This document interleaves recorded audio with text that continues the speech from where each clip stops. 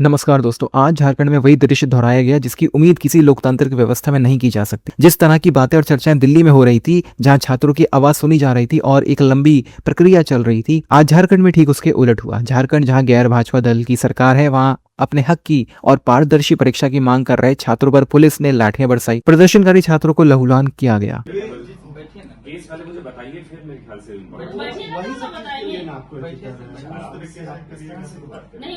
देखिए, मना करने के बाद भी आप लोग इस तरह से कर रहे हैं तो क्या? बात सिर्फ छात्रों तक सीमित ही नहीं, ग्राउंड जीरो से कवर कर रहे पत्रकारों को भी निशाना बनाया गया। कर रहे पत्रकार अमन चोपड़ा, जो कि छात्रों की आवाज उठा रहे थे और उनके हक की रिपोर्टिंग कर रहे थे, उन्हें रिपोर्टिंग के दौरान हिरासत में ले लिया गया। झारखंड पुलिस ने पहले उनसे पूछताछ की और बाद में उन्हें गिरफ्तार कर लिया। और इस पूरी घटना पे सबसे हैरान करने वाली बात यह है कि जो धड़ा दिल्ली में बात बात पे सड़क पर उतरा था और पूरा लेफ्ट इकोसिस्टम पूरी तरह से खामोश है। किसी के मुंह से एक शब्द भी नहीं निकल रहा है। यहाँ पे मौजूद छात्र के शरीर पे जितने निशान पड़े हुए हैं, गवाही देंगे वो दहशतगर्द शब्द के अर्थ का। आज हम इसी दोगलेपन और हिपोक्रेसी पर पूरा विश्लेषण करेंगे। हम बात करेंगे कि क्यों दिल्ली के मुद्दों पर तो राष्ट्रीय बहस छिड़ जाती है, लेकिन झारखंड, पंजाब, कर्नाटक और केरल जैसे राज्यों में जब पेपर लीक और भर्ती प्रक्रिया में अनियमितताएं होती हैं तो सन्नाटा क्यों पसर जाता है।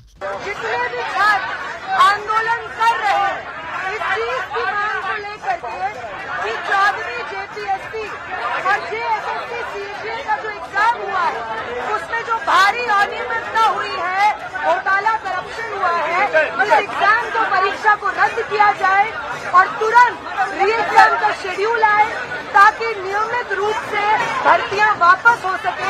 आइए पूरे मामले को सिलसिलेवार तरीके से समझते हैं। झारखंड में सरकारी नौकरियों की तैयारी कर रहे हजारों युवाओं ने राज्य में भर्ती परीक्षाओं में फैले भ्रष्टाचार, पेपर लीक के खिलाफ बड़ा आंदोलन शुरू किया। 29 जुलाई 2026 से प्रदर्शन आधिकारिक रूप से अनिश्चितकालीन धरने में बदल गया। राज्य के जयपाल सिंह, मुंडा पार्क और आसपास का इलाका इस छात्र आंदोलन का केंद्र बना हुआ है। जेपीएससी और झारखंड एसएससी के खिलाफ छात्रों का गुस्सा फूटा।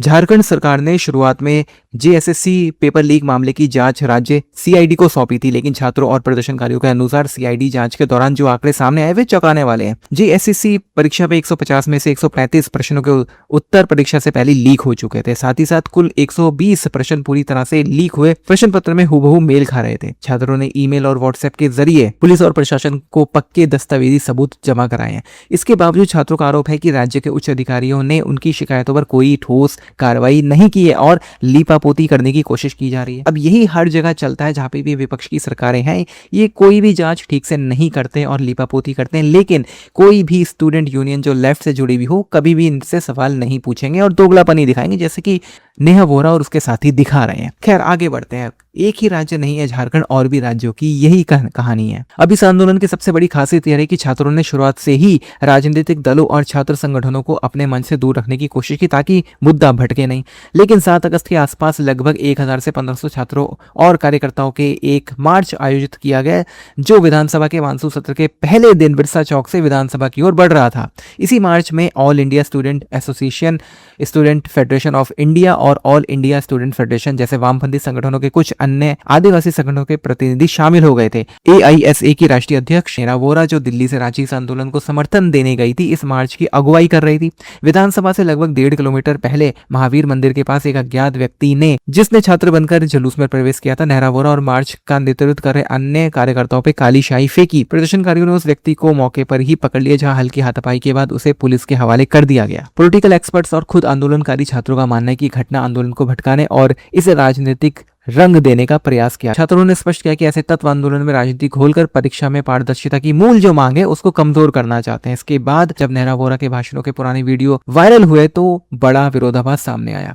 जहां वो जंतर मंतर में केंद्र सरकार दिल्ली से जुड़ा मामला होता है तो वहां मंत्रियों के तुरंत इस्तीफे की मांग, लेकिन जहां पे विपक्षी दलों की सरकारें होती है, जैसे कि झारखंड, वहीं ये संगठन और नेता झारखंड में सरकार के खिलाफ ऐसा सख्त रवैया अपनाने के बजाय छात्रों को संयम और समझौते की सीख देते नजर आते हैं। यही वो जगह है जहां इस इकोसिस्टम का दोहरा रवैया पूरी तरह से बेनकाब होता है और यही वजह कि छात्रों ने इसको वहां से निकाल दिया। अब ये कहानी सिर्फ झारखंड तक ही सीमित नहीं है। जरा दक्षिण भारत के राज्य केरल की तरफ रुख करते हैं। केरल का भी यही हाल है। केरल में कांग्रेस की सरकार है और इससे पहले वामपंथी की सरकार थी, लेकिन वहां पे भी इसी तरह की समस्याएं सामने आ रही। केरल में पीएससी परीक्षा पास कर चुके जो युवा है वो लगातार सचिवालय के बाहर महीनों से अनिश्चितकालीन भूख हड़ताल और विरोध प्रदर्शन कर रहे हैं।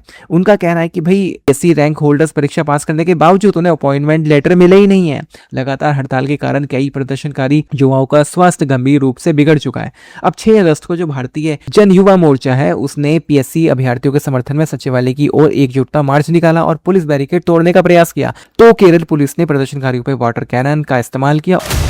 जवाब में केरल के गृह मंत्री ने बयान दिया कि मुख्यमंत्री ने पीएससी परीक्षा प्रक्रिया को विस्तृत जांच के निर्देश दे दिए गए। रिपोर्ट कैबिनेट को सौंपी जाएगी। साथ ही दावा किया कि आयोग की विश्वसनीयता पर कोई समझौता नहीं होगा। लेकिन सवाल यही उठता है कि क्या युवाओं को सड़कों पर लाठियां खाने के बाद ही जांच का आश्वासन मिलेगा? केरल और झारखंड जैसे राज्यों में छात्र लाठियां खा रहे हैं, उन्हें सिर्फ जांच का आश्वासन मिल रहा है, यानी कि कुछ भी काम हो नहीं रहा है। दूसरी तरफ केंद्र सरकार ने बहुत से कदम उठाए थे और मोदी जी ने खुद अपने वीडियोस में ये सारी चीजें का खुलासा किया था, लेकिन उसके बाद भी किस तरह से इस आंदोलन को हाईजैक करके पूरा एक नैरेटिव बनाने की कोशिश की गई थी रिजीम चेंज का, वो बिल्कुल सबके सामने है। लेकिन आज झारखंड के मामले में सभी लोग चुप हैं क्योंकि झारखंड में लाठीचार्ज हो चुका है। पॉलिटिकल एक्सपर्ट्स ने इस पूरे घटनाक्रम के बाद कुछ कड़े शब्द इस्तेमाल किए हैं। राजनीतिक विमर्श का एक नया शब्द उभरा है। ये शब्द उन अवसरवादी राजनीतिक संस्थाओं और नेताओं के लिए इस्तेमाल किया जा रहा है जो जमीनी संकट और राज्यों की वास्तविक समस्याओं के दौरान गायब रहते हैं। जैसे ही कोई मुद्दा राष्ट्रीय टीआरपी या चुनावी लाभ देने वाला होता है तो तुरंत वो एक्टिविस्ट बनकर सामने आ जाते हैं। जो लोग दिल्ली में छात्रों के हर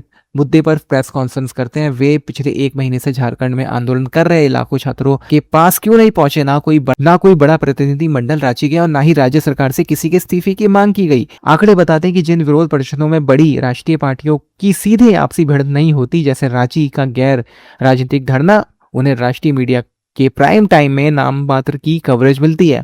जब तक ड्रामा और पॉलिटिकल कवरेज ना हो तब तक कॉर्पोरेट मीडिया के लिए राज्यों के गरीब और मध्यवर्गीय छात्रों का दर्द न्यूज वैल्यू नहीं रखता है। और दोस्तों यही हाल बॉलीवुड का है। बॉलीवुड और डिजिटल एक्टिविस्ट का दोगलापन भी याद कीजिए। जब राष्ट्रीय परीक्षाओं जैसे कि नीट पर विवाद हुआ था तब मुंबई के एसी कमरों में बैठे हुए बॉलीवुड कलाकार, इन्फ्लुएंस और बुद्धिजीवियों के अंदर का क्रांतिकारी जाग गया था और इंस्टाग्राम स्टोरी से लेकर एक्स ट्विटर की टाइमलाइन तक ट्वीट्स की बाढ़ आ गई थी। केंद्रीय मंत्रियों के इस्तीफे की मांग की जा रही थी, लेकिन जैसे ही विरोध प्रदर्शन का भूगोल बदला, जब बात झारखंड की, केरल की हो, पंजाब की हो, कर्नाटक की हो, तो ये सभी संवेदनशील कलाकार अपने होठों पर फेवरी कॉल लगा लेते हैं। क्या झारखंड के किसी गरीब किसान के बेटे का भविष्य किसी मेट्रो शहर के छात्र से कम कीमती है? क्या केरल और रांची में लाठियां खा रहे छात्रों का खून कैमरों के महंगे लेंस में नहीं दिखाई देता है? सच्चाई यह है कि इन सेलिब्रिटीज की हमदर्दी देश के छात्रों के साथ नहीं बल्कि उस ट्रेंडिंग हैशटैग के साथ होती है जो इंटरनेशनल मीडिया में अटेंशन और तालियां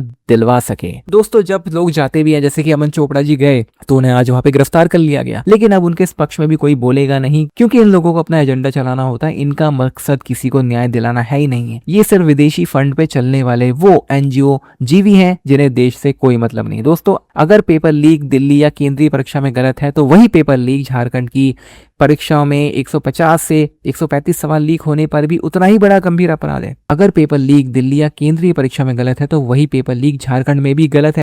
लेकिन हमारे देश के कुछ स्वघोषित ठेकेदारों के लिए दर्द की परिभाषा इस बात पर निर्भर करती है कि उस राज्य की सत्ता में कौन सी पार्टी बैठी है। झारखंड का युवा आज सड़कों पर बैठकर सिर्फ एक चीज की मांग कर रहा है, पारदर्शिता, निष्पक्ष जांच और उनका हक। इस पूरे विषय पर झारखंड और केरल के छात्रों के इस आंदोलन पे आपकी क्या राय है? क्या आपको भी लगता है कि छात्र हित में या दोगली राजनीति बंद होनी चाहिए? अपनी राय कमेंट बॉक्स में जरूर लिखें, वीडियो को शेयर करें ताकि झारखंड के छात्रों की आवाज हर जगह पहुंचे और चैनल को सब्सक्राइब करना ना भूलें। मिलते हैं अगले वीडियो में, तब तक के लिए जय हिंद।